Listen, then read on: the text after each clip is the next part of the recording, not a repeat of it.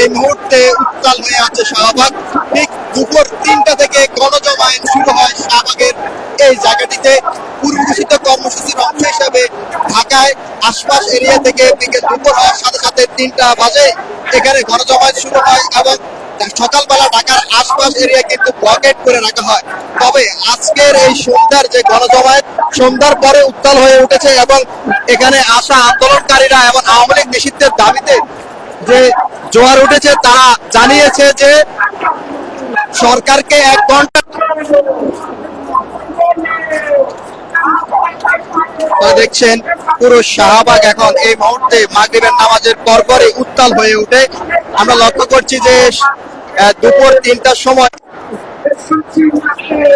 দুপুর 3টা থেকে গণজমায়েত শুরু হয়। প্রথম অবস্থায় মাদ্রাসা শিক্ষার্থীরা এবং স্কুল কলেজ বিশ্ববিদ্যালয় শিক্ষার্থীরা এসে জড়ো হয়।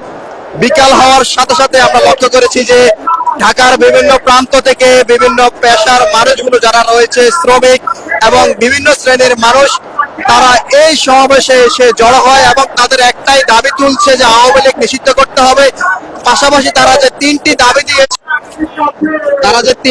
দিয়েছে যে তিনটি দাবি হলো, প্রথম দাবিটি হলো তাদের আওয়ামী লীগ নিষিদ্ধ করতে হবে এবং আন্তর্জাতিক যে ট্রাইব্যুনাল, সেই ট্রাইব্যুনালে আওয়ামী লীগের বিচার করতে হবে।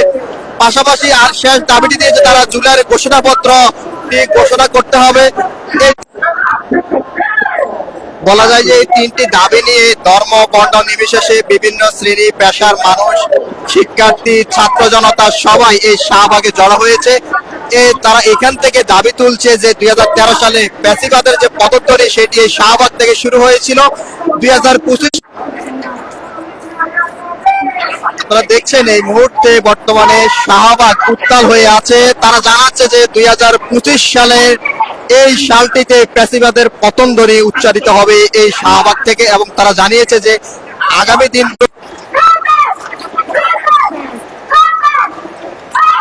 তারা জানাচ্ছে যে 2025 সালে ফ্যাসিবাদের পতন হবে। তবে এই আন্দোলনে যে ছাত্র জনতা, বলা যায় যে শিক্ষক, শ্রমিক এবং নিম্ন আয়ের যারা মানুষ রয়েছে, তারা বিকাল হওয়ার সাথে সাথে বলা যায় যে এখন উত্তাল অবস্থা বিরাজ করছে শাহবাগে।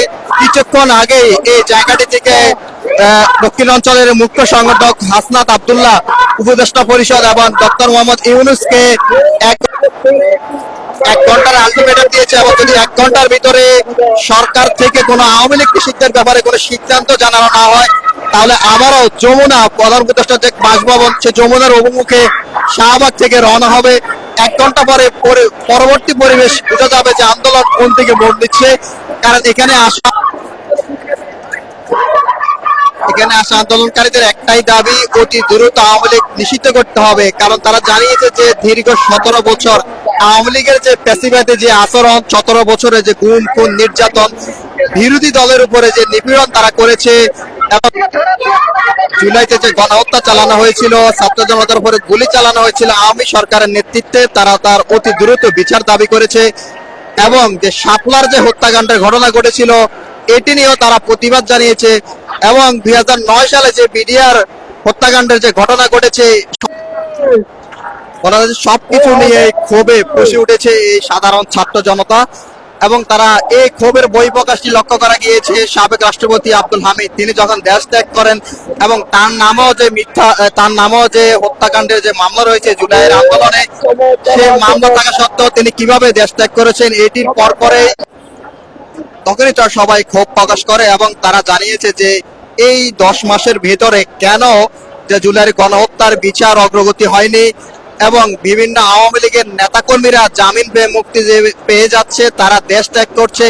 সবকিছু মিলে ক্ষোভে ফুঁসে উঠেছে এই ছাত্র জনতা এবং জুলাইয়ের আন্দোলন।